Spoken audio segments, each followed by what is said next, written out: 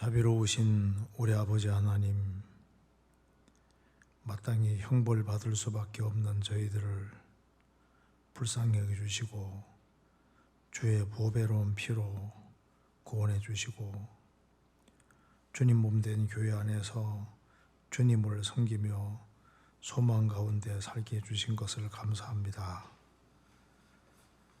이 시간 주 성령께서 함께 해주시고 하나님의 말씀으로 우리 마음에 두루 역사해 주시고 이 말씀을 통해서 하나님의 뜻을 더욱 분명히 깨달아 알 수 있도록 도와주옵소서.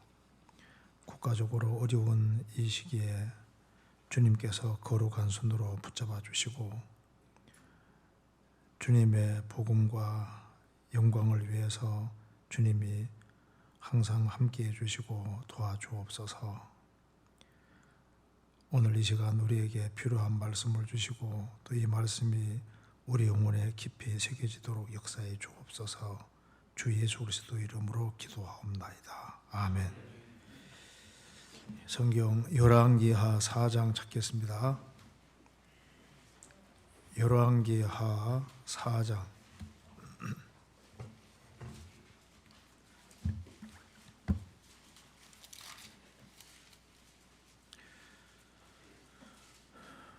사장 23절입니다.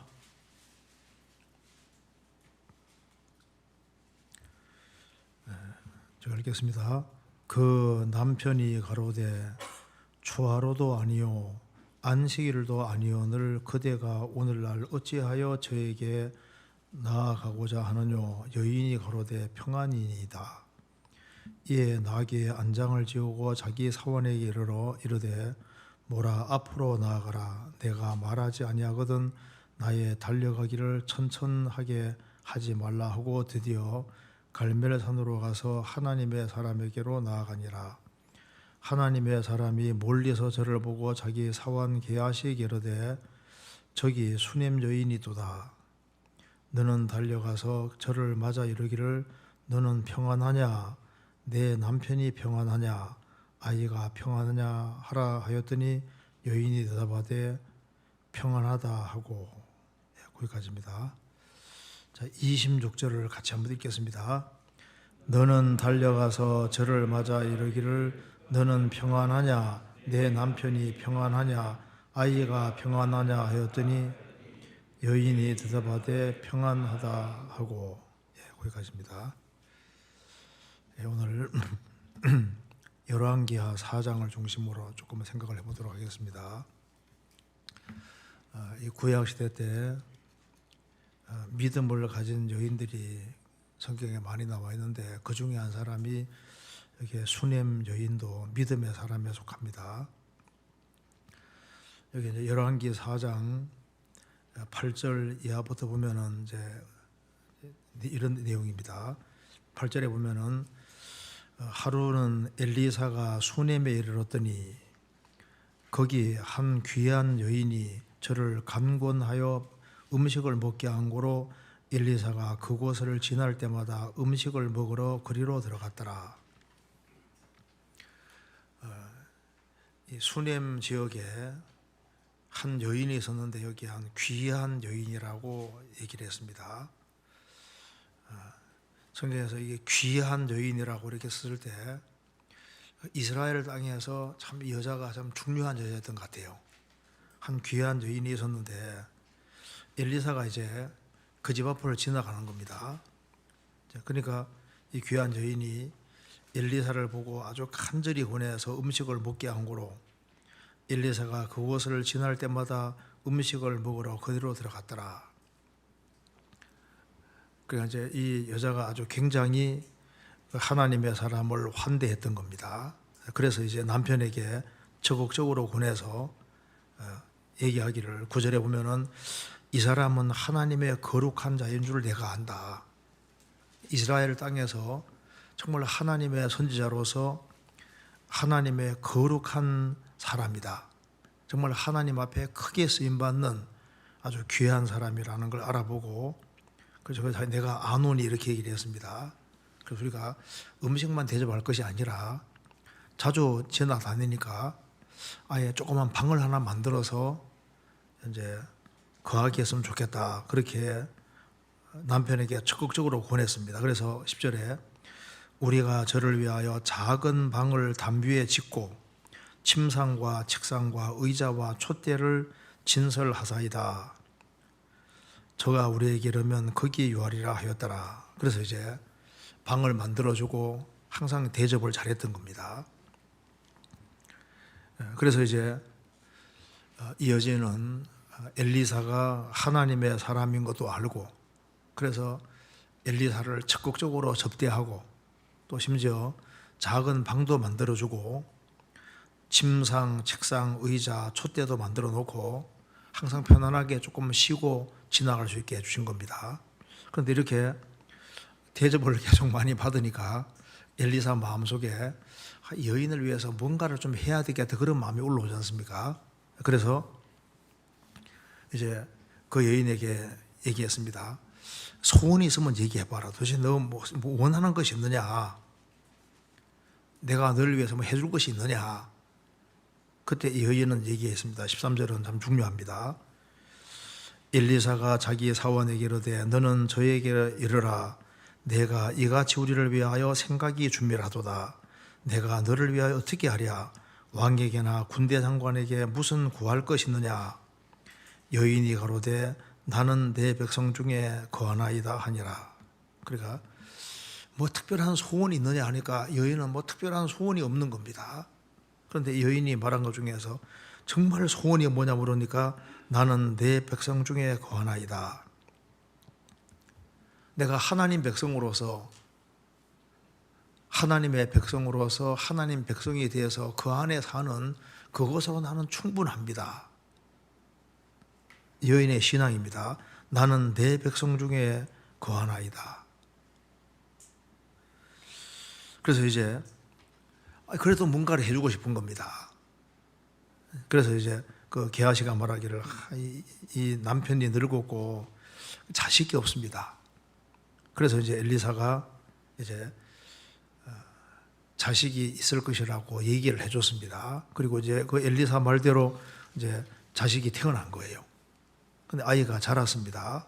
그런데 어느 날 아이가 아이고 내 머리야 내 머리야 하면서 이제 머리가 이제 너무너무 아프기 때문에 이제 어미에게로 데려가서 어머니가 이제 그 아기를 안고 살기를 그 간절히 바라고 기도했는데 결국은 아이가 이제 어미 무릎에 앉았다가 죽습니다. 20절에 죽습니다. 그래서 이제 어머니가 아들을 하나님의 사람의 침상 위에 두고 문을 닫고 남편에게 죽었다고 얘기는 안 했습니다. 안 하고 남편에게 한 사원과 한 나귀를 내게 보내줘서 내가 하나님의 사람에게 좀 다녀와야 되겠습니다 하니까 아니 이거 뭐 초하루도 아니고 안식일도 아닌데 왜 굳이 가려고 하느냐 하니까 23절에 저가 평안이니이다.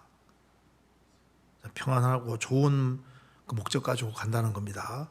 그래서 이제 아주 빠르게 이제 갈멜산까지 가는 겁니다. 그래서 26절에 이제 하나님 사람이 멀리서 보니까 이제 수넴 여인이 오니까 얘기했습니다. 너는 평안하냐? 물은 것이 평안하냐? 내 남편이 평안하냐? 아이가 평안하냐? 여인이 말하기를 예, 평안하다 이렇게 얘기를 했습니다. 이렇게 23절에서도 평안이다. 26절에도 너는 평안하냐? 내 남편이 평안하냐? 아이가 평안하냐? 대답하되 평안이니이다. 평안이란 말이 가장 많이 한꺼번에 나오는 데가 바로 여기입니다. 이제 그런데 이 엘리사가 보니까 이게 마음에 뭔가 중심에 괴로움이 있는 거예요. 왜? 아들이 죽었으니까 얼마나 마음에 애가 타겠습니까? 그럼에도 불구하고 평안이니이다 이렇게 얘기를 하고 있는 겁니다. 그래서 결국은 엘리사의 도움과 그 간절한 기도로 아이가 살아납니다. 살아나서 이제 이 여인은 아들을 살린 채로 이제 집으로 돌아갈 때 얼마나 그 마음에 큰 기쁨과 평안이 있었겠습니까? 그래서 여기 36절에 엘리사가 게하시를 불러서 저 수넴 여인을 불러오라 하니 곧 부름에 여인이 들어가니 엘리사가 이르되 내 아들을 취하라. 여인이 들어가서 엘리사의 발 앞에 땅에 엎드려 절하고 아들을 안고 나아가니라. 수넴 여인은 평안이니이다. 너는 평안하냐? 너 남편은 평안하냐? 아이도 평안하냐? 예, 평안이니이다. 이게 그냥 이 말이 아니라 그 영혼 속에 그 힘든 건 있지만은 하나님을 확실한 믿음이 있는 겁니다. 이 수넴 여인의 믿음이 이 아들을 살렸고, 그리고 하나님의 축복을 받고 이제 돌아가는 모습이 나와 있습니다. 자, 노년에 아들이 태어날 수 없는 상황에서 아이가 태어났고, 그리고 아들이 죽었는데 하나님의 능력으로 살림을 받았습니다. 여기 이제 이 여인이 평안하냐, 남편에게도 분명히 평안이다 이렇게 얘기를 했고, 그리고 이제 엘리사 앞에서도 예, 평안하다. 이게 확실한 신앙을 보여주고 있는 겁니다. 구약 시대도 마찬가지고 신약 시대도 마찬가지입니다. 참으로 구원을 받았으면은 어떤 경우에도 영혼 속에 평안이 있는 겁니다. 살아도 평안이고 죽어도 평안인 겁니다. 그래서 오늘 너는 평안하냐, 이 제목으로 조금 생각을 해보겠습니다. 이 엘리사의 질문은 참 중요한 질문입니다. 너는 평안하냐? 너의 남편이 평안하냐? 아이가 평안하냐? 집안이 다 평안하냐? 이렇게 묻고 있지 않습니까? 그런데 여인은 지금 아들이 죽은 상황에서도 말하기를 평안이니이다. 이게 믿음의 고백을 지금 말하고 있는 겁니다. 중심에 고통은 있지만은 살아계신 하나님 믿기 때문에 평안입니다. 이렇게 얘기를 했습니다. 그래서 너는 평안하냐? 이 질문이 우리에게도 참 중요한 질문 같습니다. 아담 이래로 인간은 범죄했고 참 평안을 잃어버렸습니다. 그래서 지금 사는 세상은 평안이 없는 세상입니다. 왜? 평안은 원래 하나님께 속한 거예요. 성경은 말하기를 구원받지 아니한 모든 사람은 참 평안이 없다고 얘기를 하고 있습니다. 왜냐하면 평안은 하나님께 속한 거예요. 하나님은 평강의 하나님이십니다. 그래서 구원받지 아니한 모든 인생은 평안을 구하지만은 하나님과 바른 관계를 맺을 때까지는 참된 평안이 없습니다. 그런데 이 여인은 하나님을 향한 확실한 믿음이 있고 자신이 하나님 백성이라는 그 확실한 소망이 있고 자부심을 가지고 있는 사람입니다. 그 참된 믿음을 가지고 있기 때문에 어려운 상황 속에서도 평안이 있다고 말을 할 수 있는 겁니다. 이사야 57장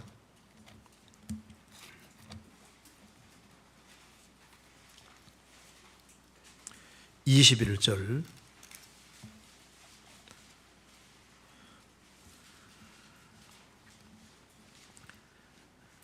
내 하나님의 말씀에 악인에게는 평강이 없다 하셨느니라. 하나님의 말씀입니다. 하나님은 말씀하시기를 악인에게는 평강이 없다. 아주 단정적으로 얘기했습니다. 아담 이래로 인간은 참 평안 잃어버리기 때문에 하나님과 바른 관계 맺을 때까지는 평안이 없다. 이 진술은 옳은 진술입니다. 이사야 59장 8절 그들은 평강의 길을 알지 못하며 그들이 행하는 곳에는 공의가 없으며 굽은 길을 스스로 만드나니 무릇 이 길을 밟는 자는 평강을 알지 못하느니라. 아담 이래로 하나님을 등지고 살아가는 그 모든 인생의 길에는 평강길을 알지 못한다. 그리고 굽은 길을 스스로 만드나니 무릇 이 길을 밟는 자는 평강을 알지 못하느니라. 로마서 3장에도 나와 있습니다. 파멸과 고생이 그 길에서 평강의 길을 알지 못하였고, 하나님 반대편의 길을 걷고 있는 모든 사람은 평강을 모르고 평강 길을 알지 못합니다. 제가 러시아에 전도하러 여러 번 갔었는데, 러시아의 스탈린은 원래 러시아 정교회 신부 수업을 받던 사람입니다. 그런데 신부 수업을 받다가 공산주의자가 되는 거예요.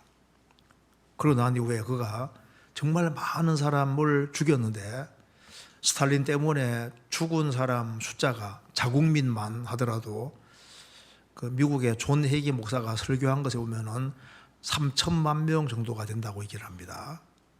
그는 막 정말 많은 사람을 실제로 죽이고 했기 때문에 항상 그 영혼에 불안한 것이 있는 거예요. 그래서 스탈린은 침방이 몇 개인지 아시죠? 자기의 침실 방이 8개거든요.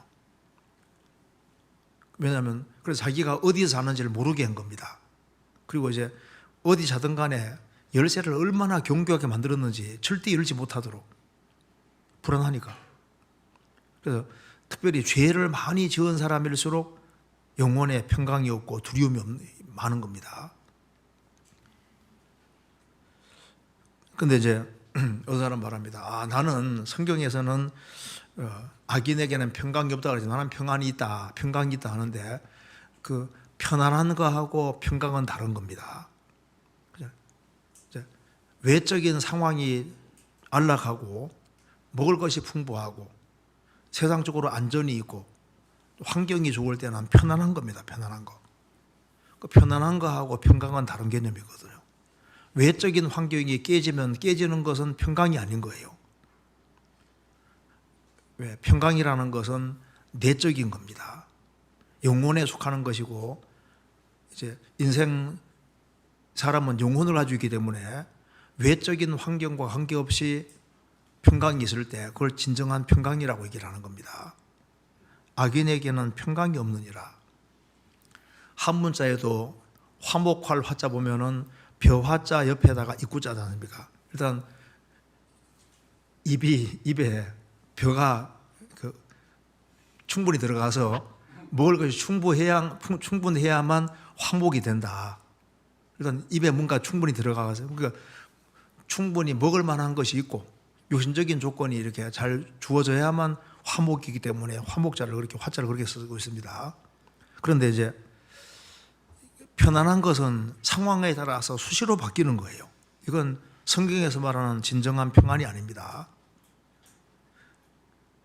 악인에게는 평강이 없느니라. 어떤 남편이 죽었습니다. 죽으니까 그 아내가 큰 남편 비문을 만들어 줬습니다. 평안히 잠도소서. 그래서 그렇게 이제 비문을 써주고 집에 돌아와 보니까 유언을 남편이 남겼는데 다른 자식에게는 다 재산 나눠주는데 아내에게는 하나도 없는 거예요. 남편을 편안하게 보냈는데 유언장에 보니까 자기의 유언이 없으니까 열을 확 받았습니다. 받아서 다시 무덤에 쫓아가서 비문에다가 그 뒤에다가 평안히 잠도소 뒤에다가 내가 올 때까지, 이제 내가 죽으면 건너가기만 하면 가만 안 두겠다 그 말이잖아요. 금방 편안했는데 이게 이제 금방 깨져버리는 거예요. 이건 평안이 아닙니다. 그리고 지금 또 거짓 선지자들이 평안을 약속해 주지 않습니까? 자, 평안하다 하는데 그게 입에 발린 말에 불구하고 진정한 평안이 아닌 겁니다. 성경 예레미야 8장 11절에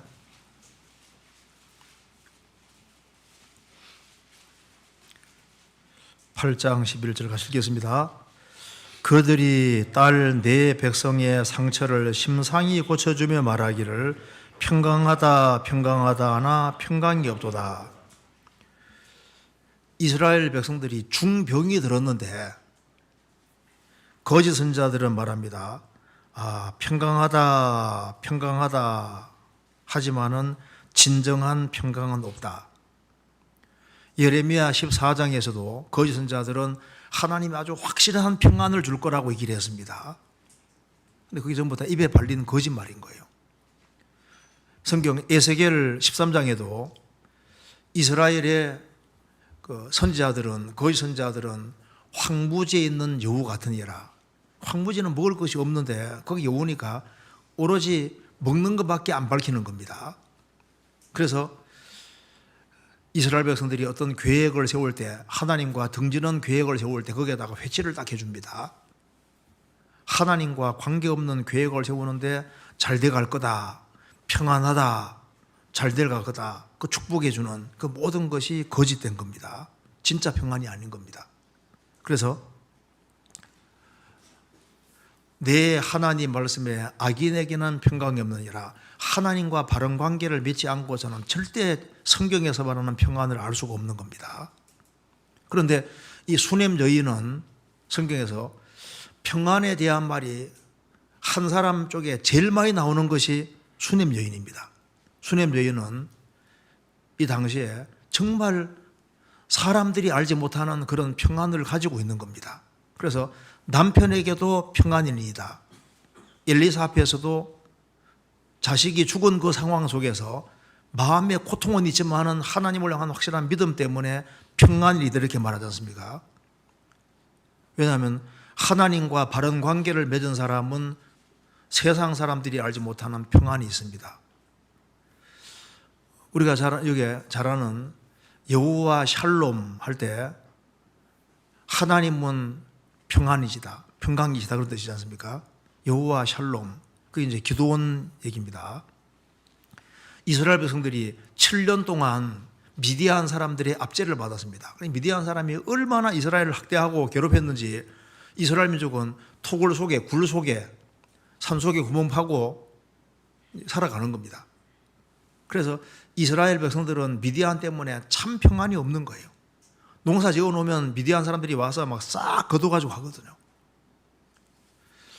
그런데 이 기드온도 그 하나님의 그 백성들이 너무나도 큰 고통을 받는 걸 보고 자신도 평강이 없는 거예요. 그런데 기드온에게 여호와의 사자가 나타났습니다. 그리고 이 하나님께서 역사해 주셔서 이스라엘이 미디안 압제에서 벗어날 수 있다는 그 사실을 듣고 난 이후에, 즉 여호와의 사자 주님이 나타나신 겁니다. 주님을 만나고 난 이후에 이스라엘에게도 정말 평강이 오겠구나, 그 확신 때문에 여호와 살롬이라고 이름을 지었다고 나와 있습니다. 성경 찾아보시겠습니다. 사사기 6장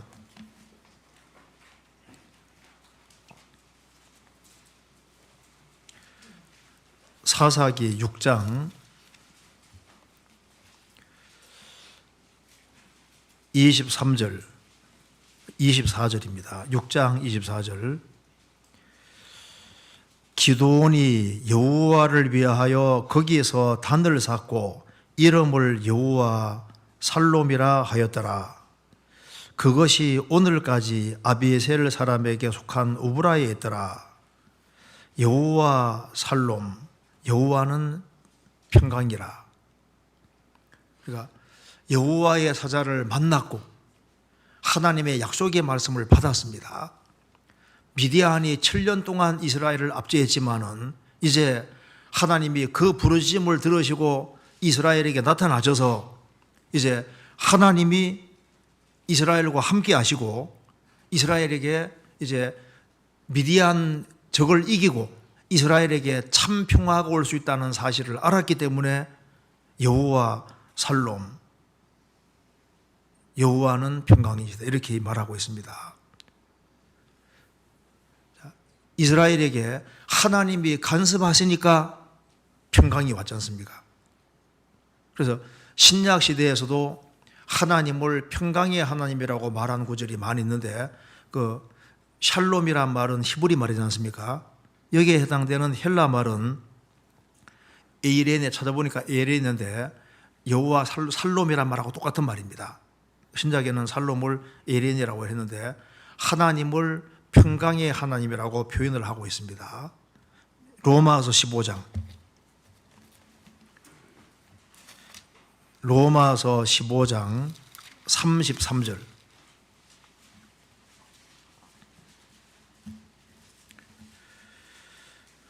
같이 읽겠습니다.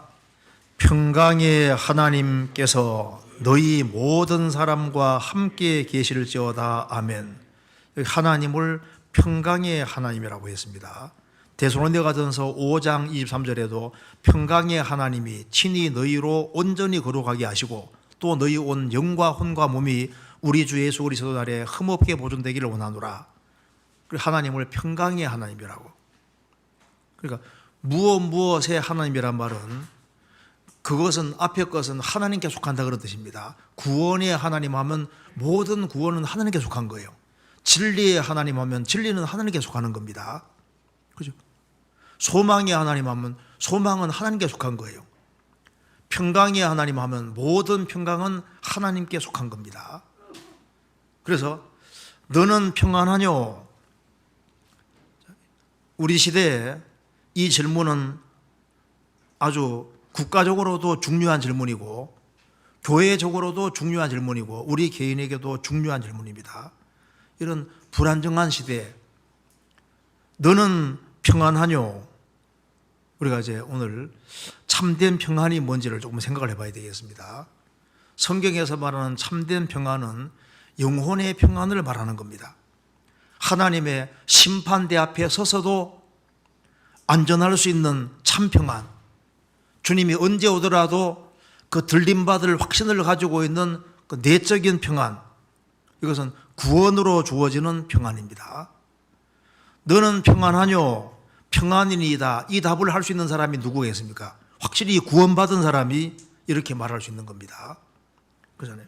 그래서 환난 중에도 역경 중에도 사망의 얼침한 골짜기를 지나갈 때도 하나님과 바른 관계를 맺은 사람은 평강인이다 이렇게 말할 수 있는 겁니다. 그래서 참 구원과 참 평안은 연결되어 있습니다. 왜냐하면 성경에서 평강은 항상 그 앞에 은혜를 말하고 은혜와 평강 이렇게 나오지 않습니까? 은혜와 평강이 있을지어다. 그리고 복음을 깨우치지 아니하면 참된 평안이 없습니다. 왜냐하면 복음을 평안의 복음이라고 분명히 규정하고 있기 때문입니다. 성경 에베소서 6장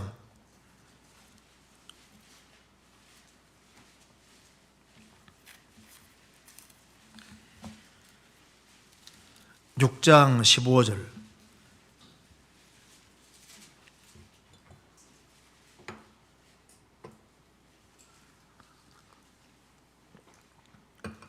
같이 읽겠습니다.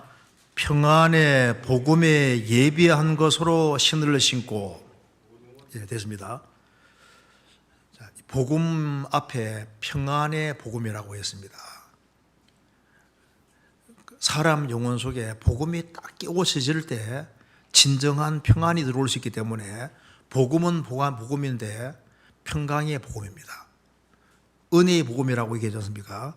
복음을 딱 끼워질 때 진정한 은혜가 영혼 속에 부어지고 복음을 깨우칠 때 은혜와 더불어서 평강이 오도록 되어 있는 겁니다. 그래서 평안의 복음에 예비한 것으로 신을 신고, 이걸 이제 우리가 먼저 구원과 관련해서 생각해보고 우리 신앙생활 관련해서 생각을 해보면은 너는 평안하뇨? 구원과 관련돼서도 우리는 평안이다 말할 수 있습니다. 자, 6월절 사건, 그때 에집트의 파라오 왕의 장자부터 가축의 처음 난까지 에집트에 다 죽습니다. 집집마다 초상이 나고 얼마나 그 두렵고 무서운 밤입니까? 그런데 이스라엘 땅에 2만 3천 명 이상의 장자들이 있었는데 그들은 하나님 말씀에 순종해서 6월절 날 양을 오후 3시에 죽이고 일제히 죽이고 집 좌우설주 인방에 피를 발랐습니다. 그래서 이제 이스라엘 사람들에게 묻습니다. 당신 집은 평안합니까? 에집트에 아주 비명소리가 나서 사람들이 막 너무 많이 죽어가고 있는데 당신 집은 평안합니까? 이스라엘 장자들이 있는 그 집은 뭐라 했을 겁니까? 예, 평안이니이다. 어째서 당신들은 평안합니까? 예, 우리는 하나님 약속의 말씀대로 짐승을 죽였고 피를 흘렸고 집 좌우설주 인방에 발랐습니다. 하나님 말씀하시기를 피를 바른 집은 심판이 넘어간다고 약속해 주셨기 때문에 우리는 평안입니다. 이스라엘 집집마다 분명히 그렇게 이고동성으로 얘기했을 겁니다. 이 집 저 집이 다 죽어가는데 그래도 평안입니까? 예, 우리는 평안입니다.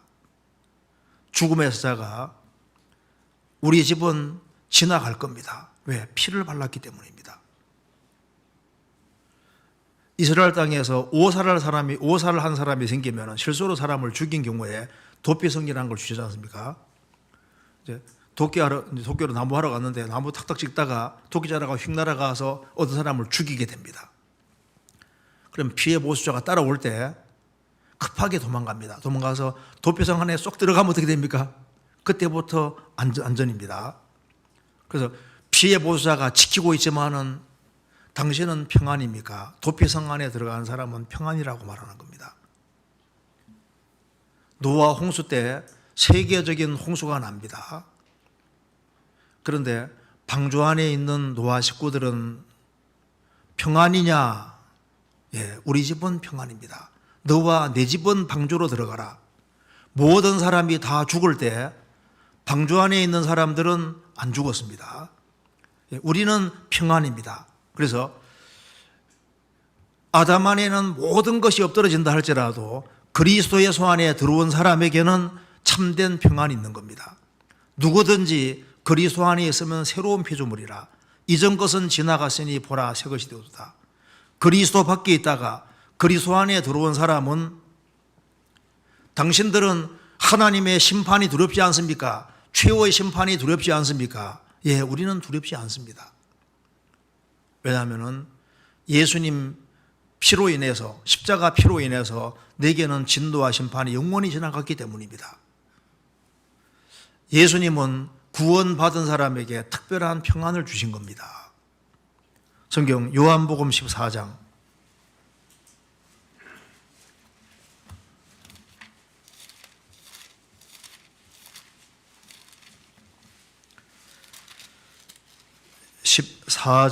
27절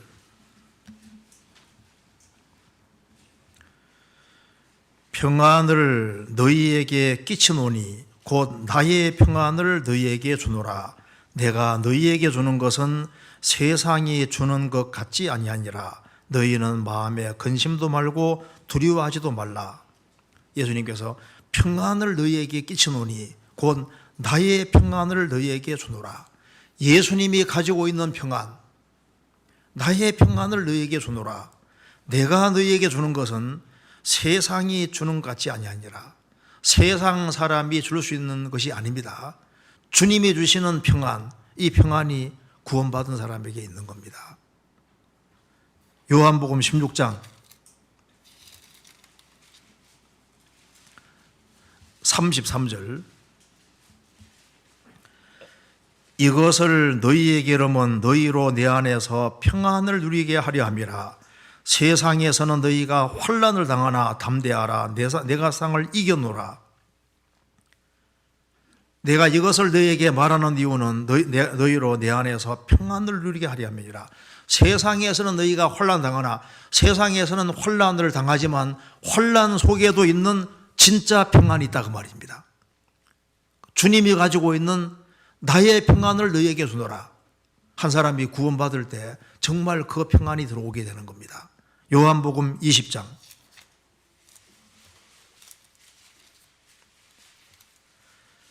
19절 20절 같이 읽겠습니다.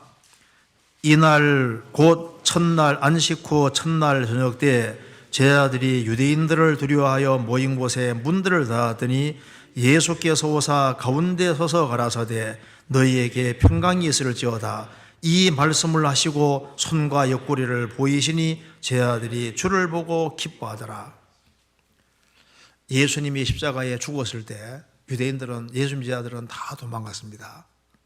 부활의 아침에 예수님이 부활하셔서 제자들에게 나타나셨습니다. 양손과 옆구리를 보이셨습니다. 너희에게 평강이 있을지어다. 부활하신 예수님 봤을 때 제자들은 더 이상 두렵지 않았을 겁니다. 4세기 5세기경에 아우구스티누스라는 사람, 어거스틴, 그 사람은 젊은 시절에 죄도 많이 지었지만은 그 어머니 모니카의 기도로 나중에 구원을 받게 됩니다. 그래서 그가 그 어거스틴 고백록도 있고 책이 여러 가지가 있는데, 하나님 품에 안길 때까지는 참된 안식과 평안이 없다고 했지 않습니까? 그는 살아계신 주님과 바른 관계를 맺었을 때 영혼에 비로소 안식이 있고 참된 평안이 있게 된 겁니다. 그 참된 평안은 구원받을 때 생기는 겁니다. 이 마르틴 루터가 종교개혁 전에 이제 가톨릭의 그 잘못된 그 교황청을 이렇게 베드로 성당을 짓기 위해서 세금을 싹싹 거두는 걸 보고 그 동전이 떨어지는 순간에 이제 연옥 있는 사람이 낙원에 간다는 이제 그것 때문에 아주 굉장히 분이 가득해서 95개의 저 반박문을 적습니다. 근데 그 내용 중에 일부를 제가 한번 읽어드리겠습니다. 그 95개 반박문 중에서 92개, 92와 93조에 이런 말이 나옵니다. 사람들에게 평강하다 하나 평강이 없는 그 모든 선지자들은 없애버리고, 또 십자가다 하나 십자가가 없다고 말하는 모든 선지자들에게 복이 있을지어다. 그러니까 평강하다 하는데 평강이 없는 모든 선지자 없애버리고, 그리고 십자가다 하지만은 그건 형식뿐이고 진짜 십자가가 없다, 잘못된 거다, 그렇게 말하면서 십자가의 진정한 뜻이 뭔지를 알려주는 그런 사람에게 복이 있을지어다. 맞잖아요. 루터도 십자가의 복음을 확실하게 깨우치니까 이런 말을 할 수 있는 겁니다. 우찌무라 간조의 구한록 책 보면은 그가 인생 문제를 풀기 위해서 막 학문을 섭렵하고 종교 섭렵하고 다 해도 인생 문제를 풀지 못하다가 그가 그리스도를 딱 발견하고 난 다음에 마음의 안식과 평강을 얻게 돼서, 그래서 구한록 그 책이 나오지 않습니까? 그래서 구원을 받은 모든 사람은 너는 평안하뇨? 예, 평안입니다. 휴고가 더럽지 않느냐? 예, 평강입니다. 최후의 심판이 무섭지 않습니까? 우리는 평안입니다. 7년 혼란이 무섭지 않습니까? 어린 양의 진도가 무섭지 않습니까? 예, 우리는 평안입니다. 당신도 죽을 텐데요. 그래도 우리는 평안입니다. 언제 죽어도 주님 앞에 갈 수 있으니까 평안이다, 그 말입니다. 우리 일상생활 속에서도 마찬가지입니다. 삶 속에서도 세상 사람들과 그리스도인들은 다른 것이 있는데 평강에서 큰 차이가 나는 겁니다. 성경 창세기 9장 찾겠습니다.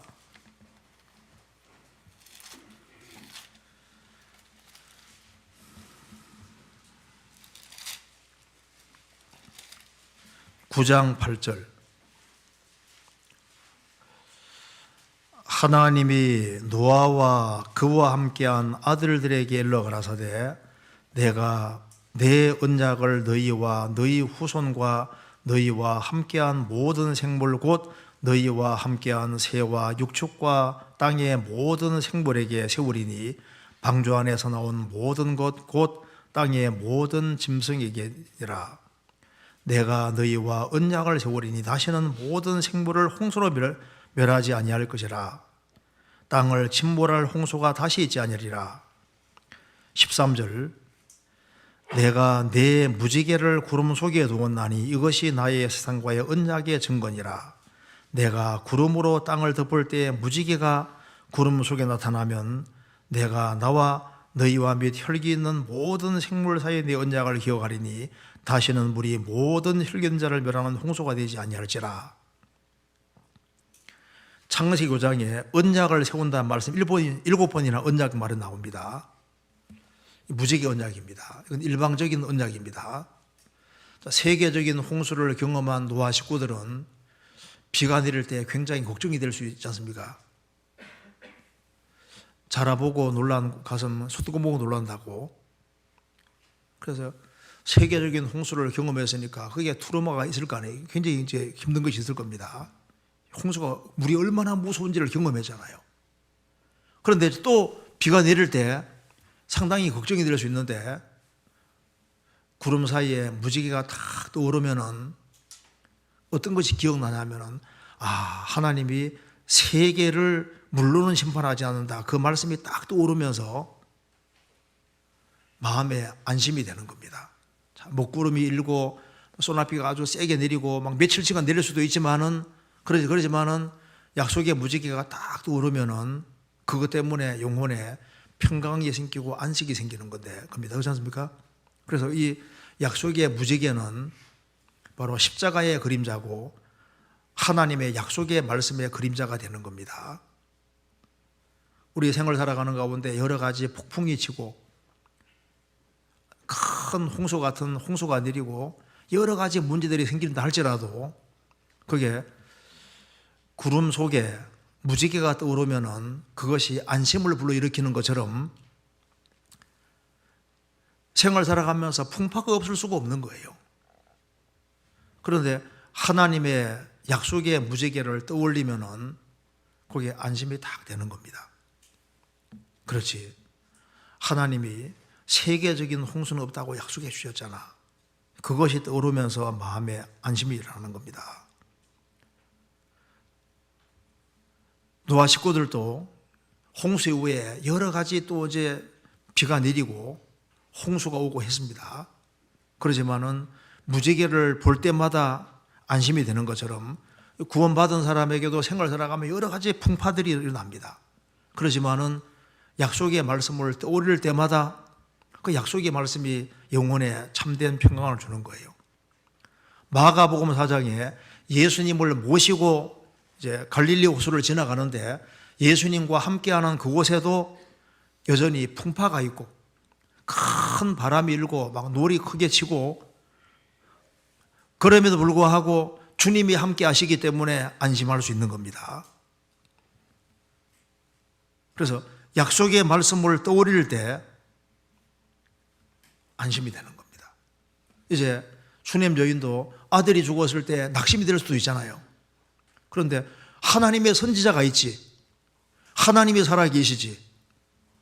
그러니까 이제 엘리사에게 데려가기만 하면 살 수 있다는 그 확실한 믿음을 가지고 쫓아가서 결국은 살리는 거 봐요. 하나님의 약속의 말씀을 떠올릴 때 안심할 수 있고 평강이 있을 수 있는 겁니다. 어떤 글에 보면은 아버지가 아주 독실한 그리스 하는데 아들이 먼저 죽게 됐습니다. 그러니까 이제 아버지가 비통한 모습으로 아들을 보고 있는데 아들이 말합니다. 아버지, 저 때문에 너무 슬퍼하지 마세요. 아버지는 저를 위해서 최선을 다했습니다. 어릴 때부터 저를 위해서 기도해 주시고 제가 그리스도를 믿도록 인도해 주셨고 그래서 아버지, 내가 먼저 죽음을 건너가지만 예수님을 죽음 건너가 만나게 되면은 아버지께서 나를 위해 어떤 일을 하셨는지 내가 자세히 예수님께 말씀드릴게요 하고 아들이 먼저 주님 품에 들어갔다고 말입니다. 그래서 당장 이별은 슬프지만은 그 아들이 확실한 신앙을 가지고 구원을 받고 죽음 건너갔을 때 죽었지만은 그래도 영혼에 뭐가 있습니까? 아버지는 평강이라는 게 있을 수 있는 거예요. 아쉽지만 다시 만날 수 있다는 약속의 말씀을 떠올릴 때 그 힘든 중에도 평강이 있을 수 있는 겁니다. 우리 일상생활 속에서도 여러 가지 염려들이 올라올 수 있지 않습니까? 그럴 때마다 약속의 말씀을 떠올리면은 다시 영혼에 안심이 되고 평안이 올 수 있는 겁니다. 성경 빌립보서 4장입니다. 우리 신앙생활 속에서 염려가 올라올 수도 있습니다. 빌립보서 4장 6절 아무것도 염려하지 말고 오직 모든 일에 기도와 간구로 너희 구할 것을 감사함으로 하나님께 아뢰라. 그리하면 모든 지각에 뛰어난 하나님의 평강이 그리스도 예수 안에서 너희 마음과 생각을 지키시리라. 여러 가지로 염려가 올라올 수 있는데 염려가 올라올 때 이 말씀을 딱 올리면은 그렇지. 하나님 말씀하시기를 아무것도 염려하지 말고 오직 모든 일에 기도와 간구로 너희 구할 것을 감사함으로 아뢰라. 그러면 모든 지각에 뛰어난 하나님의 평강이, 하나님 모든 걸 다 하십니다. 그래서 하나님은 하나님의 도움을 구하고 기도하는 사람에게 하나님의 평강이 그와 함께 하시고 그리스도 예수 안에서 너희 마음과 생각을 지키시리라. 염려 속에서도 평안하냐? 예, 평안이니이다. 경제적으로, 물질적으로 쪼달리는데도 평강이냐? 예, 우리는 평강이이다. 하나님 말씀하시기를 돈을 사랑치 말고 있는 바를 족한 줄 알라. 내가 친히, 하나님께서 그가 친히 말씀하시기를 내가 과연 너희를 버리지 아니하고 과연 너희를 떠나지 아니하리라 하셨느니라. 그러므로 우리는 담대히 가로되 주는 나를 돕는 자시니 내가 무서워 아니하겠노라. 사람이 내게 어찌하리요? 경제적으로 쪼달리는데도 평강이냐? 예, 평강이니이다. 왜? 하나님이 도와주겠다고 약속하셨기 때문입니다. 그 약속의 말씀을 떠올리면 평강이 이룰 수 있는 겁니다. 우리가 생을 살아가는 가운데 여러 가지 원수들이 생길 수 있습니다.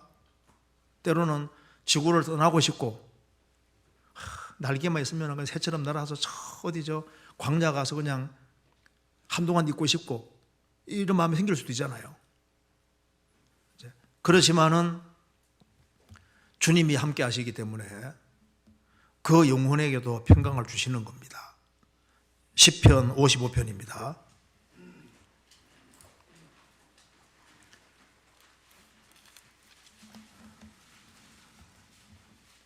1절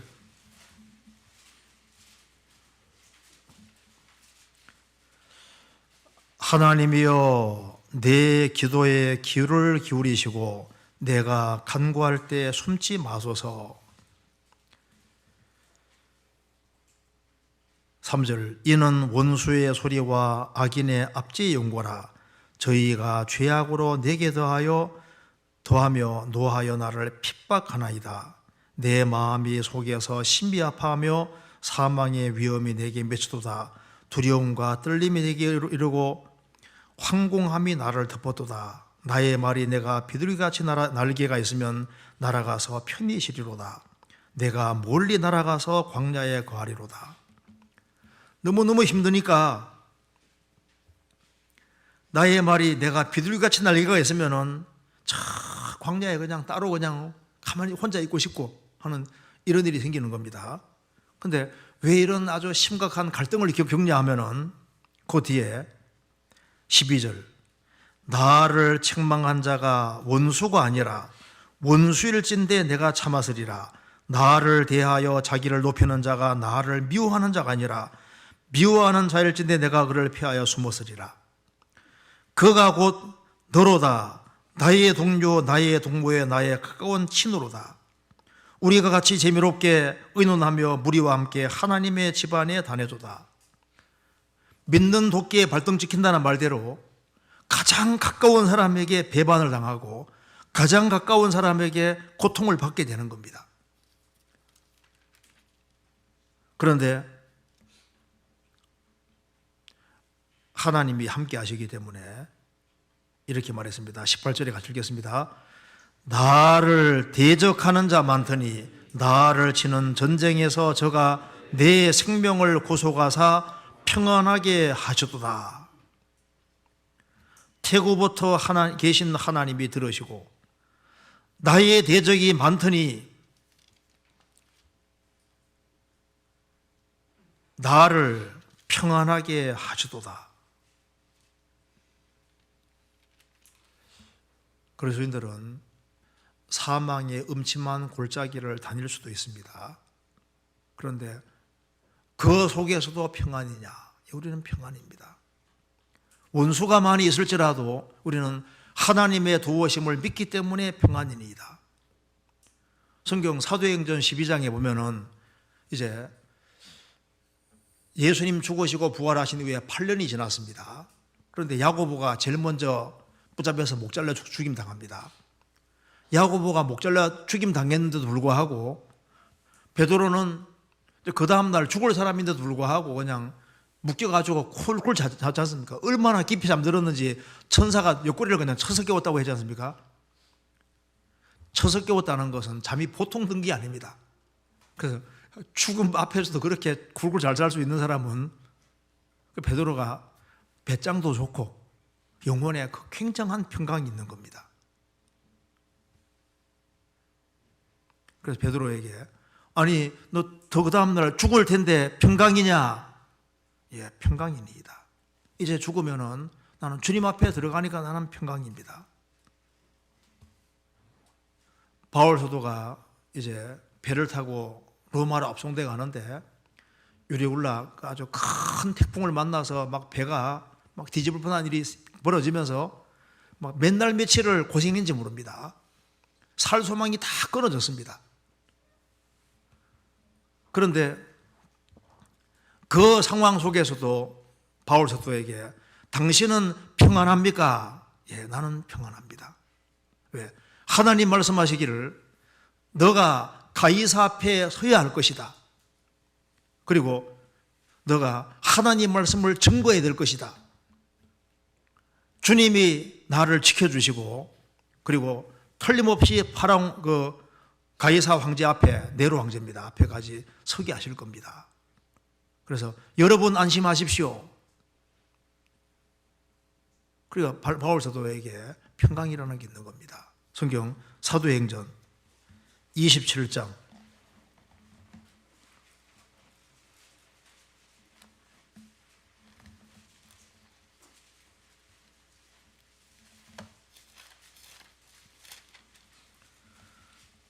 22절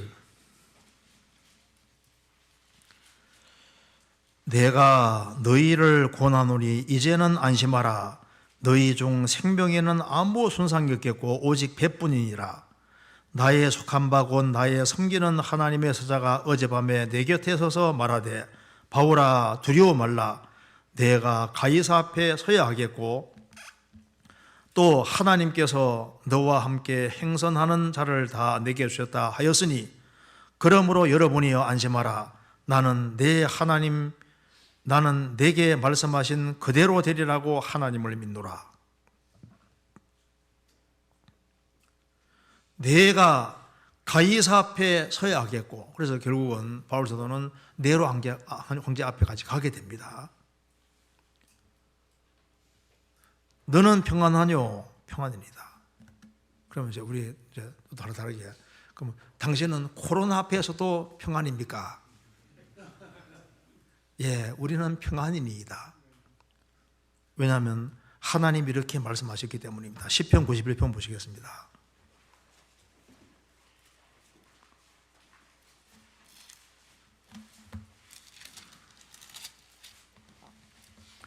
1절 지존자의 은밀한 곳에 거하는 자는 전능하신 자의 그늘 아래에 거하리로다.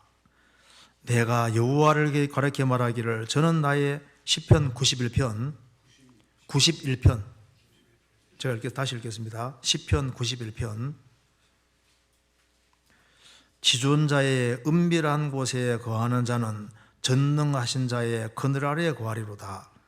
내가 여호와를 가리켜 말하기를 저는 나의 피난처요 나의 요새요 나의 의뢰하는 하나님이라 하리니 이는 저가 너를 새 사냥꾼의 울무에서와 극한 연병 전염병에서 건지실 것이미로다. 저가 너를 그 깃으로 덮으시리니 내가 그 날개 아래 피하리로다. 그의 진실함은 방패와 손방패가 되나니 너는 밤의 놀램과 낮에 흐르는 살과 흑암 중에 행하는 연병과 백조의 황폐케 하는 파멸을 두려워 아니하리로다. 천인이 내 곁에서 만인이 내 우편에서 엎드러지나 이 재앙이 내게 가까이 못하리로다. 지존자의 은밀한 곳에 거하는 자, 전능하신 자의 그늘 아래에 거하는 사람, 그 사람은 하나님께서 3절에 말한 대로 극한 연방이 아주 위험스러운 전염병에서 너를 건지실 것이다. 저가 너를 그 기수로 덮어지리니 내가 그 날개 아래에 피할 것이다. 그리고 6절에 흑암 중에 행하는 연병과 이 전염병이 밤에 활동을 많이 하는 것 같아요. 흑암 중에 행하는 연병, 백주에 항피케 하는 판별을 두려워하니로다. 천인이 만인이 엎드러지지만은 이 재앙이 내게 가까이 못하리로다. 어떤 사람들이 이렇게 되어 있으니까 그럼 나는 막 코로나 있는 데 다녀야지, 그 말이 아닙니다. 성경에 이런 말도 있거든요. 잠언 22장에 슬기로운 자는 재앙을 보면 어떻게 한다고요? 재앙을 보면 숨어 피하여도 어리석은 자들은 나아가다가 해를 당하느니라. 그래서 하나님이 지켜주긴 지켜주시는데 무조건 지켜주시는 게 아니라 우리 할 일을 하는 속에 지켜주시는 거예요. 그렇잖아요? 서울대학 이제 들어가려면 공부를 하면서 들어가기를 구해야지, 공부는 안 하고 맨 놀면서 교회 봉사만 한다고 하면서 시험 치기 일주일 전에 산기도 가서 막 기도 세게 한다고 합격하는 게 아니잖아요. 사울이 죽이려고 할 때 다윗은 열심히 도망 다녔습니다. 도망 다니고 굴을 발견해서 굴 속에 숨고 기도하기를 내가 하나님께 피한다고 기도했습니다. 그잖아요. 이제 6.25 사변이 나서 전쟁입니다, 회대합니다 하는데도 불구하고 나는 후퇴 안 해. 후퇴하면서 하나님의 도움을 구해야 되는 것이 맞잖아요. 재앙을 보면 일단 숨어 피해야 되는 것이 맞는 겁니다. 사울이 쫓아오는데 다윗은 나 죽이라고 하고 주님 지켜줄 텐데 하고 이렇게 한 게 아니라 도망갔거든요. 그 속에서 하나님의 도움을 구한 겁니다. 인간이 할 수 있는 걸 하는 속에서 하나님 도와주시는 것이 맞거든요. 시편 57편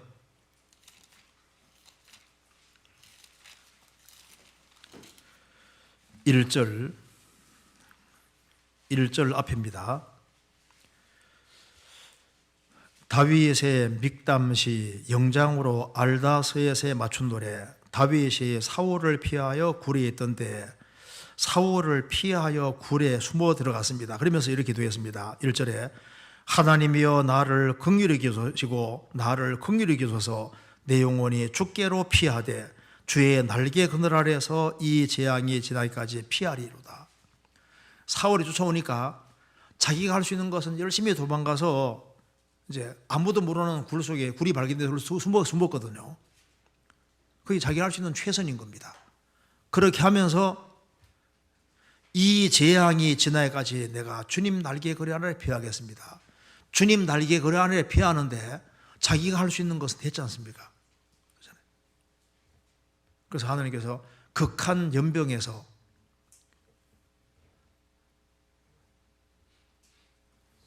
지켜주시고 지켜주시는데 인간 편에서 해야 될 것은 해야 되는 겁니다. 손도 씻고 할 수 있는 걸 하는 속에서 그렇게 해서 하나님이 지켜주시는 것이 맞다고 말입니다. 당신들은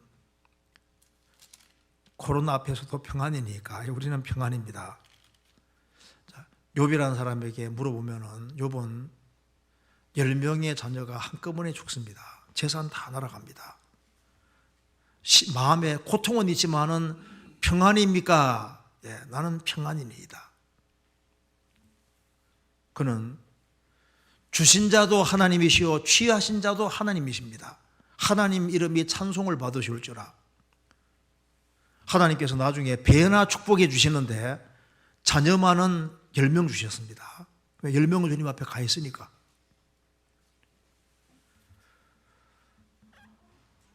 죽음 앞에서도 평안이냐? 평온이니이다. 찬송가 중에 내 주여 뜻대로 그 찬송 있지 않습니까? 그 슈몰크 목사가 쓴 겁니다. 슈몰크 목사가 독일 목사님인데 전도하는 영역이 굉장히 넓어서 그 아내와 같이 막 불철주야로 뛰어다니며 전도하는데 아들이 둘이 있는데 먼 곳에 전조 갔다 오니까 불을 만나서 아들을 둘 다 새카맣게 타 제재로 바뀌어 있는 거예요. 망년자실이었습니다. 그런데 그 잿더미 속에 있는 그 아이를 안고 눈물은 흐르지만은 이제 또 돌이켜 보니까 소망이잖아요.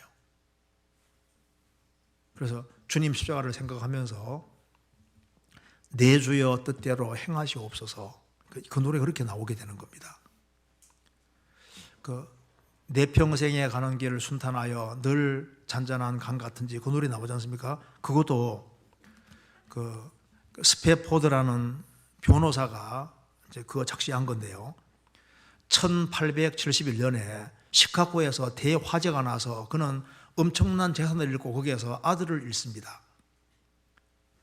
그로부터 이제 2년이 지나서 이제 D.L. 무디하고 절친한 친구입니다. D.L. 무디가 이제 영국에서 전도를 하고 있으니까 이제 유럽에 여행할 겸 D.L. 무디의 전도도 도울 겸 해서 가족이 같이 이제 영국으로 가는 곳으로 계획을 세운 거예요.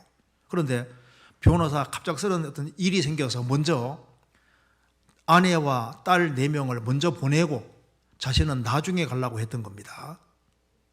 그런데 나중에 연락이 왔는데 이제 이 배가 다른 배하고 충돌해서 그게 많은 사람이 죽었습니다. 죽고 딸 4명이 죽은 거예요. 아내만 겨우 살아남았다고 이제 전보를 받게 됩니다. 그래서 이제 아내를 위로할 겸 해서 이제 배 타고 쭉 가면서 배 충돌이 나서 딸 4명이 죽은 그 장소에 와서 즉시 지은 것이 바로 그 내용이에요. 근데 그게 영어로 이렇게 되어 있는 것에 보면요, 그 사람이 과거, 현재, 미래 모든 죄를 확실히 사함받은 것을 사함받았기 때문에 그래서 내용 평안이 그 나오는데, 우리나라 성경에는 우리나라 이제 찬송가에는 이제 모든 죄를 확실하게 다 사했다는 식으로 안 돼 있지 않습니까? 근데 나중에 한번 영어로 되어 있는 거 보면 그 사람이 속죄를 확실히 받았기 때문에 그래서 평안하다 그 말입니다. 딸들도 속죄받은 사람이고 다시 만날 수 있는 것이 확실하기 때문에 그것 때문에 내용 평안 이렇게 나오는 거예요. 그래서 죽음 앞에서도 평안입니까? 예, 평안입니다. 아들이 화재로 죽고 4명의 딸이 배가 충돌해 한꺼번에 죽었지만 그래도 같이 만나는 것이 확실하기 때문에 우리는 나는 평안합니다. 내 영혼 평안하고 있지 않습니까? 순교자들이 찬송을 부르면서 그 고통 속에서도 세상 사람들이 알지 못하는 평강을 가지고 죽음을 건너갔습니다. 그래서 너는 평안하냐? 예, 평안입니다. 이것은 구원받은 사람하고 딱 맞는 겁니다. 그래서 이제 이 평강하고는 연결되어 있는 것이 많이 있거든요. 제일 먼저 믿음과 평강은 연결되어 있습니다.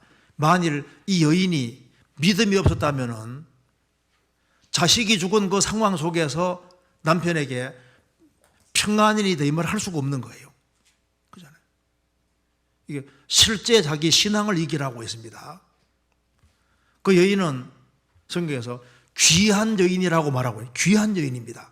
그리고 하나님의 사람을 알아보고 하나님 사람을 왜 그렇게 극히 존중했냐 하면은 대머리에 올라가라 이 말 봐서는 뭐 외모도 훌륭하지 않았을 수도 있습니다. 그죠? 대머리에 올라가라.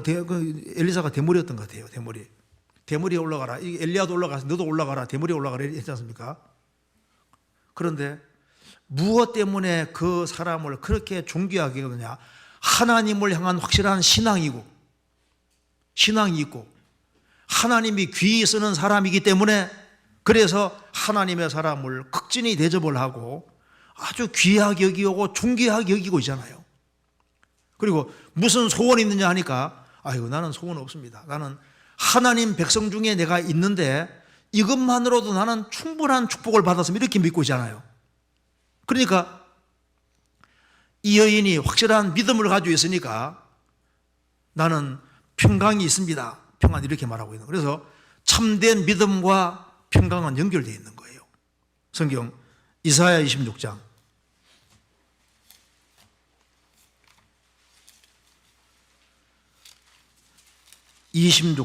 3절입니다.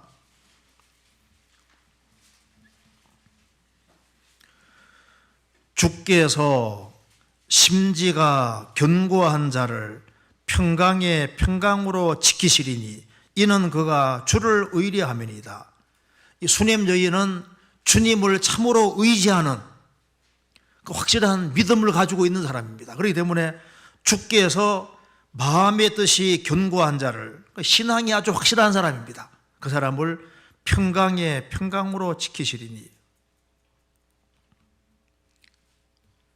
이는 그가 주를 의뢰함이니라.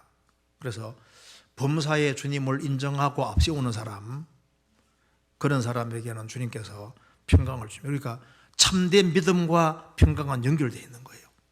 또 한 가지, 하나님 말씀을 확실하게 믿는 것과 평강은 반드시 연결되어 있습니다. 시편 119편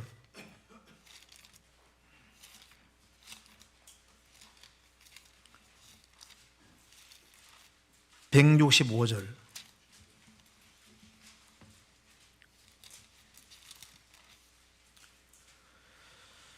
같이 읽겠습니다. 주의 법을 사랑하는 자에게는 큰 평안이 있으니 저희에게 장애물이 없으리이다. 주의 법을 읽는 사람이 아니라 주의 법을 사랑하는 사람, 주의 말씀을 열심히 읽는 사람도 평강이 있겠지만은 주의 법을 사랑하는 사람은, 주님을 사랑하는 사람이 주님 말씀을 사랑할 겁니다. 주의 법을 사랑하는 자에게는 그냥 평안이 아니라 큰 평안이 있으니 저희에게 장애물이 없으리이다. 장애물이 있지만은 장애물을 장애물로 여기지 않습니다.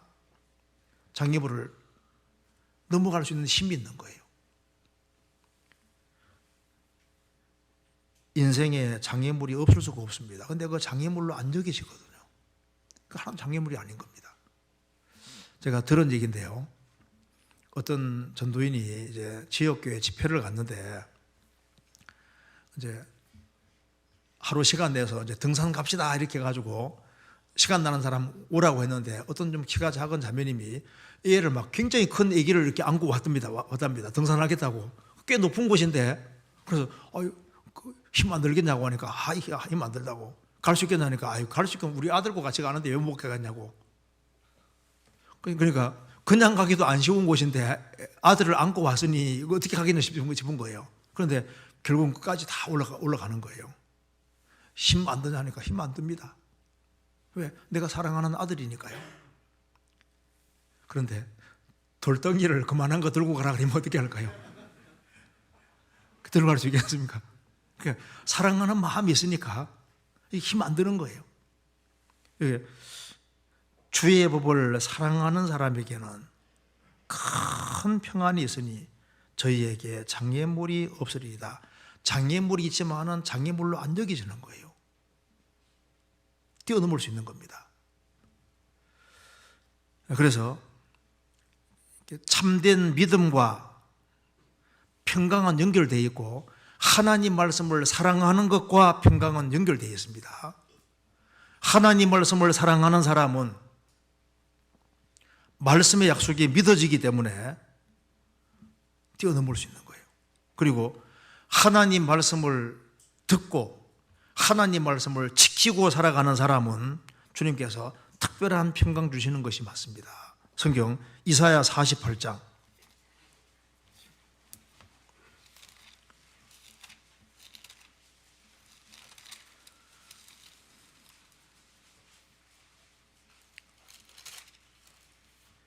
17절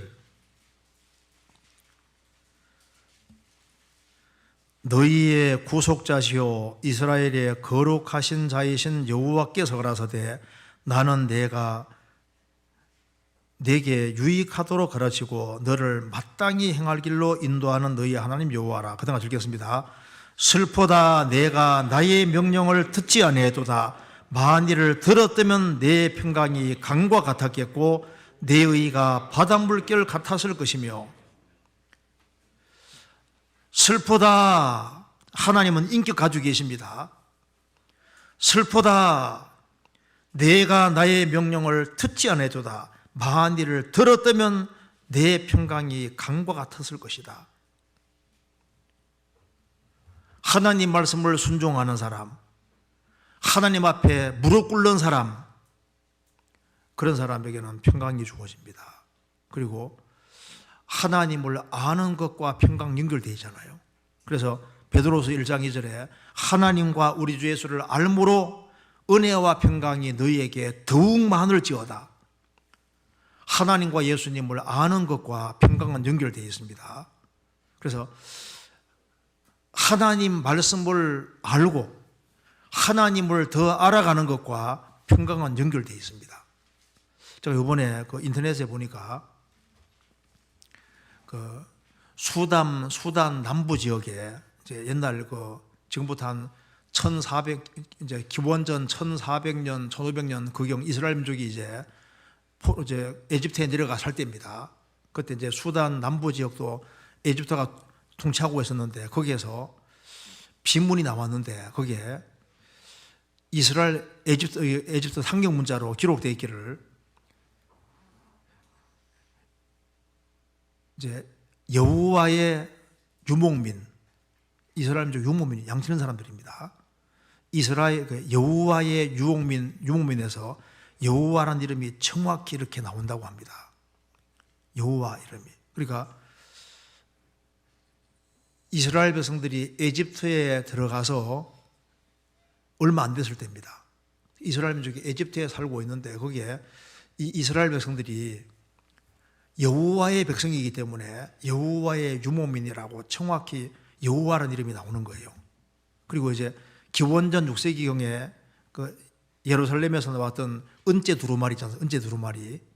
거기에 민수기 6장이 이제 기록이 되어 있는데 거기에도 여호와께서는 내게 복을 주시고 너를 지키사 구원하시기를 원하며 그 얼굴을 내게 비치사 은혜 베푸시기를 원하며 그 말 나와 있는데 그런 민수기 6장의 축복의 내용이 나오는데 거기에 정확히 여호와가 나와요.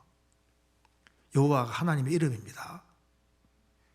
지금은 이제 고고학이 발달돼서 성경에 나와 있는 내용이 하나같이 다 사실로 드러나고 또 성경의 예언이 문자 그대로 성취가 되고 그리고 하나님의 약속의 말씀이 확실하다는 것이 발견될수록 하나님 말씀의 사실성이 우리의 영혼에 안심을 주고 평강을 주지 않습니까? 그와 동시에 하나님 자신을 더 알아가는 것과 예수님을 더 알아가는 것과 평강은 연결되어 있습니다. 그리고 예수님의 약속의 말씀이 믿어지는 것과 평강은 연결되어 있거든요. 그런데 평강에서 제일 중요한 요소 중에 하나가 성경에 이렇게 얘기하고 있습니다. 이사야 57장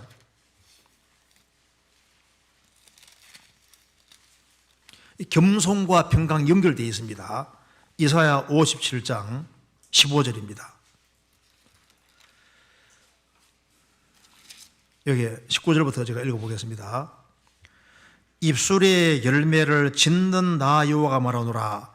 먼데 있는 자에게든지 가까운 데 있는 자에게든지 평강이 있을지어다 평강이 있을지어다 내가 그를 고치리라 하셨느니라.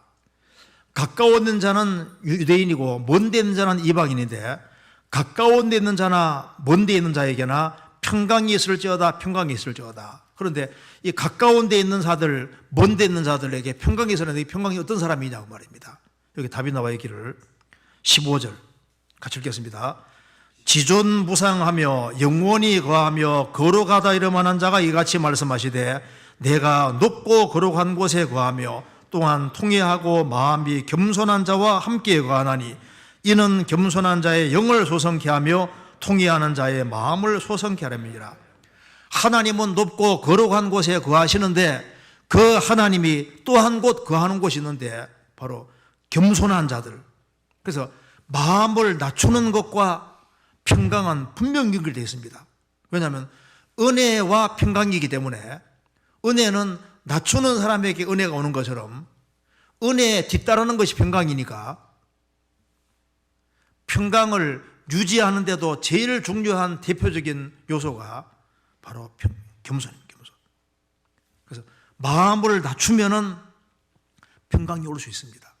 왜 영혼에 평강이 없냐 하면은 마음이 높아지면은 시기심이 생기고 질투가 생기고 경쟁심이 생기고 평강이 깨져버리는 거예요. 마음을 낮추면은 평강이라는 게 옵니다. 우리는 비참한 파멸에서 건진받았고 영원한 저주와 심판, 지옥에서 건짐을 받았습니다. 그리고 그 많은 사람 중에서 나 같은 사람이 구원을 받았다는 이 사실이 너무나도 놀랍고, 그리고 구원받고 난 이후에도 마음을 낮추면은 작은 것으로도 기뻐할 수 있고 작은 것으로도 감사할 수 있는 겁니다. 우리가 없어도 태어날 때보다는 더 많은 걸 가지고 있잖아요. 그래서 마음을 낮은 데 처하는 사람은 평강의 하나님이 함께 계실 수 있습니다. 왜? 하나님은 평강의 하나님이신데 겸손의 하나님이시지 않습니까? 그러니까 마음을 낮추면은 하나님이 함께 할 수 있으니까 하나님과 함께하는 그곳에는 하나님이 평강이라는 걸 주시는 겁니다. 그래서 마음을 낮추면은 지족할 수 있고, 내가 초라하게 살아도 그리스도와 함께 있으면 되는 거니까. 그래서 100배 길은 제로란 말이 있는 것처럼 다 있어도 예수님 없으면 빵점이고, 제로 플러스 1은 100이라고 아무것도 없어도 예수님 있으면 다 있는 거예요. 그래서 평강은 마음 낮추는 것과 연결이 되어 있습니다. 마음을 낮추는 사람이 또 말씀에 순종할 수 있고, 순종하는 사람에게도 평강이라는 걸 주시는 겁니다. 그리고 고생이 되더라도 거기에 엄청난 보상이 따른다는 것을 알면은 고생이 아니죠. 그렇잖아요. 그리고 마음에 평강이 있는 사람들은 주변 사람에게 좋은 영향력을 미칠 수 있는 겁니다. 요한 웨슬레가 목사 아들로 태어나서 이제 23년 만에 그 사람이 이제 13년 만에 목사된 13년 만에 이제 이제 구원 받지 않습니까? 근데 구원 받을 때 그 요한 웨슬레가 미국에 선교사로 이제 가는 길에 풍랑을 만나게 됩니다. 그런데 모라비안 교도들은 평온한 거예요. 그래서 당신들은 무섭지 않습니까? 예, 우리는 무섭지 않습니다. 배가 침몰되어서 지금 죽으면은 주님 품에 들어가기 때문에 우리는 평강합니다. 그래서 웨슬레는 저들의 믿음과 내 믿음이 다르다 그 말입니다. 그것이 계기가 돼서 자기 구원에 대해서 고민하게 되고 나중에 웨슬레가 구원까지 받게 되잖아요. 스펄전 당시에 스펄전이 이제 겨울 되면은 전도하러 좀 많이 다녔는데 탄광촌에 전도해가지고 많은 사람들이 구원을 받게 됩니다. 그런데 그 탄광이 무너져서 상당히 많은 사람이 갇혀서 죽게 되거든요. 그런데 나중에 이제 발굴해 보니까 다 죽었는데 거기에 판자떼기 거기에다가 우리는 유쾌한 시간 가졌습니다. 우리는 죽을 준비가 다 됐습니다. 그러면서 굉장히 감사하는 내용이 써 있고 그들은 용감하게 죽음을 건너갔습니다. 이제 굴이 무너져서 살 소망이 없는데 그들은 그 속에서도 참된 소망을 표현하고 있습니다. 그러니까 참된 신앙을 가지고 영혼에 참된 평안 가진 사람은 그 사람은 틀림없이 주변 사람에게 좋은 영향을 미칠 수 있습니다. 그리고 다시 한번 보시겠습니다. 열왕기 4장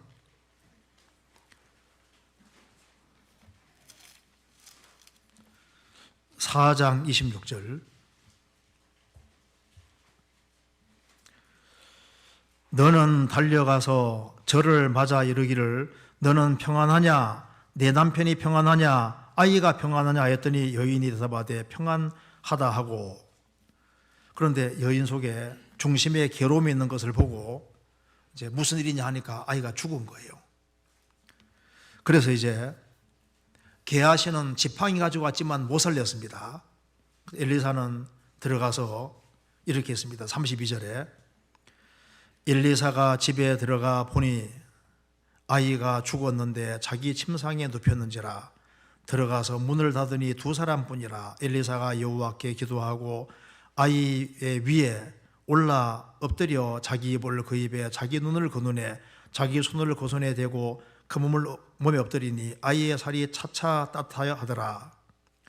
엘리사가 내려서 집안에서 한 번 이리저리 다니고 다시 아이 위에 올라 엎드리니 아이가 7번 재채기 하고 눈을 뜨는지라. 게하시는 못 살렸는데 엘리사는 살렸습니다. 그래서 이제 이 아이가 살아날 때 7번 재채기하고 눈을 뜨는지라. 7번 재채기했다. 재채기할 때 원래 재채기가 좋은 겁니까 안 좋은 겁니까?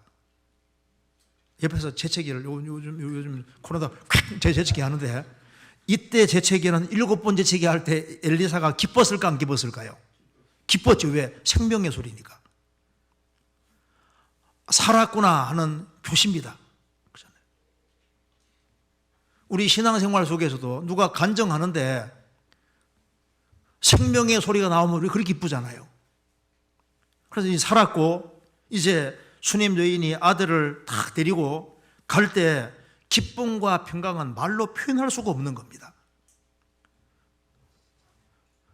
우리 집안 식구 중에 한 사람이 구원을 받고 그 사람에게서 생명의 소리가 나올 때 그렇게 기쁘지 않습니까? 구원받은 사람은 평강이 있습니다. 평안이 있는데 국가적으로도 평강이라는 게 필요하다는 걸 정말 이번 기회에 통해서 정말 실감을 하게 됩니다. 그래서 저는 무장공비가 무서운 줄 알았는데 무장공비, 제가 그 전도집회 강원도 하러 갔는데 강원도에서 무장공비 소리 내가지고 첫날밖에 못했거든요. 근데 그건 첫날밖에 못했는데 이거라도 개인 상담이라도 하고 이렇게 했는데 이게 이제 코로나 이거 때문에 이건 집회도 하기도 참 안 쉽고 야, 무장공비보다 더 무서운 것이 이게 코로나구나. 그래서 국가가 안정되는 것이 너무나도 이게 중요하다는 걸 많이 느낍니다. 그래서 국가의 안정을 위해서 기도하라 그 말이 정말 맞다는 생각이 들고 그래서 우리는 평강 가운데 구원을 받았고 평강을 유지하다가 평강 가운데 주님 앞에 서야 될 겁니다. 그래서 우리가 전도되는 동안에는 주님이 국가에 평강을 주시고 그렇게 해서 우리가 전도하는 일을 잘 수행하고 주님 앞에 서야 되겠습니다. 그래서 지금 우리가 평강을 속에 세상 사람들이 알지 못하는 평강 가지고 있는데 이것은 지점이 있으니까 본점이 있다는 증거잖아요. 주님 오시는 거나 우리는 정말 영원한 평강의 세계 속에 들어가는데 이사야 5장 6절에 말한 대로 예수님은 평강의 왕이십니다. 그래서 평강이 아주 가득한 세계, 기쁨이 가득한 세계, 진선미가 충만한 세계, 즐거움이 가득한 그 세계 속에 들어가는데 정말 다시는 질병이 없는 세계, 죽음이 없는 세계, 그리고 문 닫히는 법이 없다고 하지 않습니까? 도덕도 없는 그런 세계가 준비되어 있는데 우리가 그 세계에 들어갈 날이 얼마 안 남았다는 게 정말 실감이 많이 납니다. 같이 기도하시겠습니다. 자비로우신 우리 아버지 하나님, 국가적으로 이 어려운 시기에 주님께서 나라를 지켜주시고 또 이 모든 것이 주님의 허락하심 속에서 되어지는 줄로 압니다. 주님께서 맡기신 일을 잘 감당할 수 있도록 주님께서 함께해 주시고 우리 전국 교회도 지켜주시고 또 나라도 지켜주셔서 주님께서 맡기신 사명을 잘 감당하고 주님 앞에 설 수 있도록 역사해 주시고 도와주옵소서. 고마우신 우리 구주 예수 그리스도 이름으로 기도하옵나이다. 아멘.